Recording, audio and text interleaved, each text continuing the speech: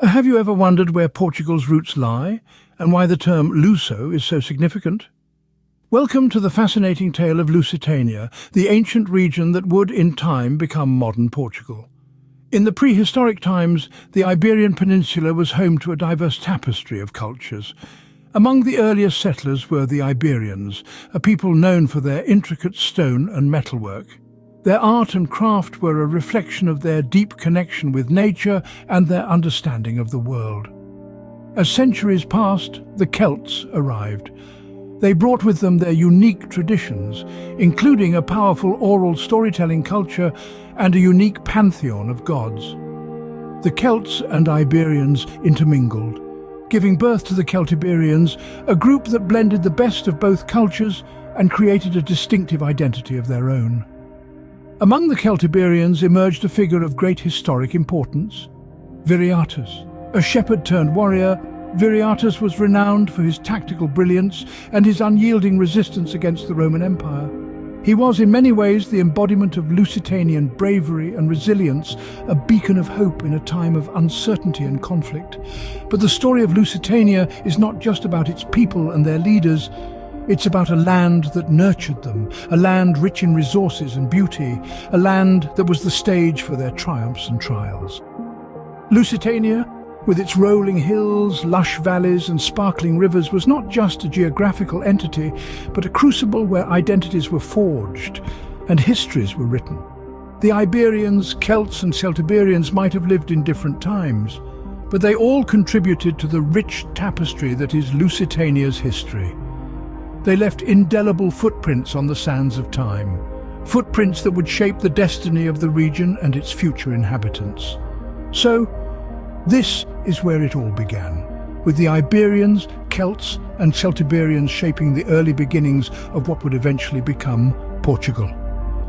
Through the echoes of their stories, we can trace the roots of Portugal and understand why the term Luso carries such weight. But what happened when a mighty empire set its sights on Lusitania? The Roman Empire, in its quest for expansion, turned its gaze towards the Iberian Peninsula. The lush landscapes of Lusitania, with its wealth of resources, were too tempting to resist. And so the Romans invaded, marking the beginning of a fierce struggle between the Lusitanians and the might of Rome. At the heart of the Lusitanian resistance was a man named Viriatus, a shepherd-turned-guerrilla leader. Viriatus was no ordinary warrior. He was a master of unconventional warfare, using the rugged terrain of Lusitania to his advantage, ambushing Roman legions and vanishing into the hills just as quickly as he appeared. Viriatus's tactics frustrated the Romans, who were used to more conventional head-on battles. Under his leadership, the Lusitanians held their ground against the Roman onslaught, inspiring other Iberian tribes to join the resistance. Viriatus was not just a military leader. He was a symbol of hope, a beacon of defiance against the might of Rome. But, as the saying goes, all good things come to an end. And so it was with Viriatus. Betrayed by those he trusted, Viriatus was assassinated in his sleep. The death of their leader was a devastating blow to the Lusitanians. With Viriatus gone, the Lusitanian resistance weakened. The Romans, seizing the opportunity, intensified their campaign, and Lusitania slowly fell under Roman control. The Romans brought with them their culture, their language, their laws, and their gods, forever changing the face of Lusitania. The Romans named the region Lusitania after the river Lusus, and it became an integral part of the Roman Empire. The Lusitanians, while initially resistant, gradually adopted Roman ways, marking the end of the independent Lusitanian culture. In the face of a powerful enemy, Lusitania fought bravely, but ultimately fell under Roman rule. But as we'll see in the next scene, this was not the end of Lusitania's story. It was merely the beginning of a new chapter. So how did Lusitania transform from a Roman province into the nation we now know as Portugal? After the fall of the Roman Empire, Lusitania underwent a series of shifting dominions. The Visigoths, a Germanic tribe, seized control in the 5th century, leaving an indelible mark on the region's culture and identity. For 3 centuries they ruled until an unexpected force arrived from the south, the Moors. The Moorish invasion in the 8th century brought a wave of Islamic influence, shaping the architecture, language and science of the region. However, the Christian Iberians, the descendants of the Lusitanians, yearned for their lost independence. This longing sparked the Reconquista, a series of wars to reclaim their land from the Moors. In the midst of this struggle, a significant event occurred. The Kingdom of Leon, in an effort to protect its southern frontier, established the County of Portugal and entrusted it to a nobleman named Henry. After his death, his son Afonso Henriques yearned for more than just a county. He envisioned a kingdom. Afonso fought tirelessly against both the Moors and his overlord, the King of Leon. In the Battle of Urique in 1143, Afonso claimed victory, and with it, he declared himself King of Portugal. The Pope later acknowledged this in 1179, officially recognizing Portugal as an independent kingdom. This was the turning point. The land of the Lusitanians, after centuries under the yoke of foreign rule, finally reclaimed its independence. The Kingdom of Portugal, despite its small size, would go on to make its mark on the world, establishing a vast global empire and becoming a major player in the Age of Discovery.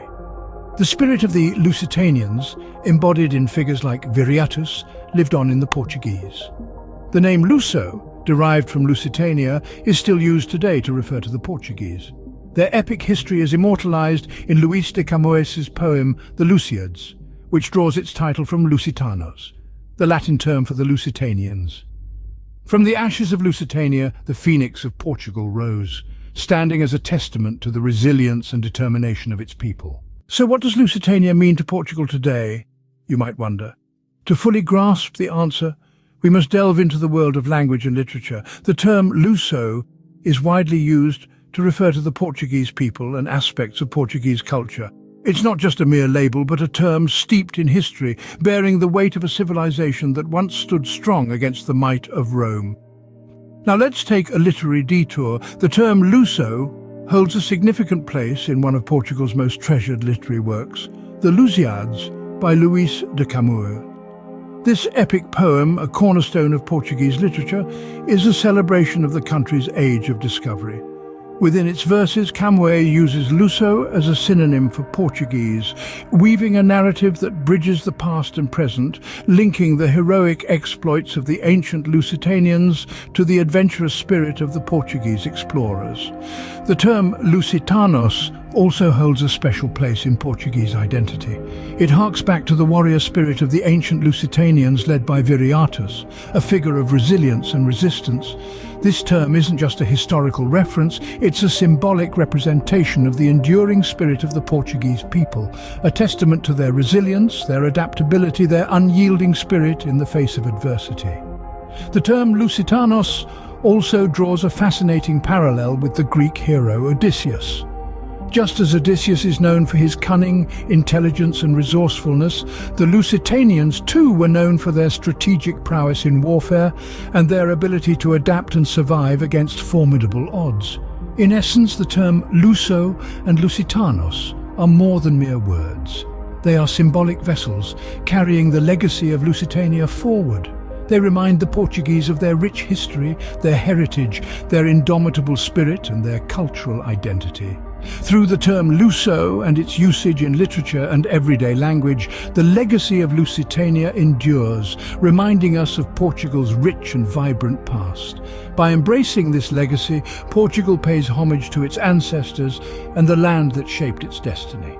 So why does the history of Lusitania matter?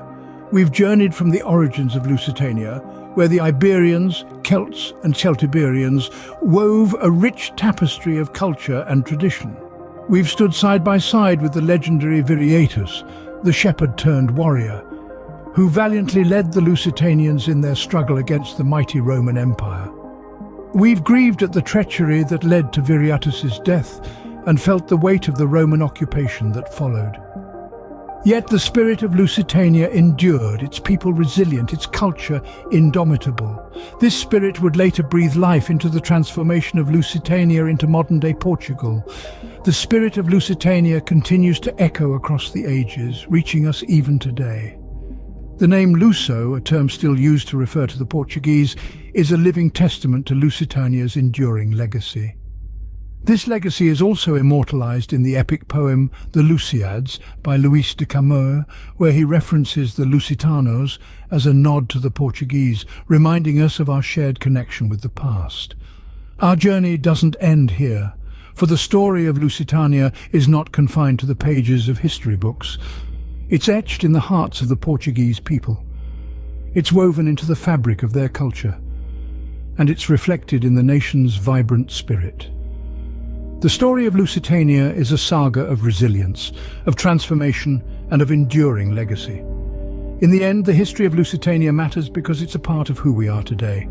It's a part of our shared human story, a story of struggle and triumph, of change and continuity. In understanding our past, we gain a greater appreciation for our present, and Portugal's journey from Lusitania to the vibrant nation it is today is a testament to this truth.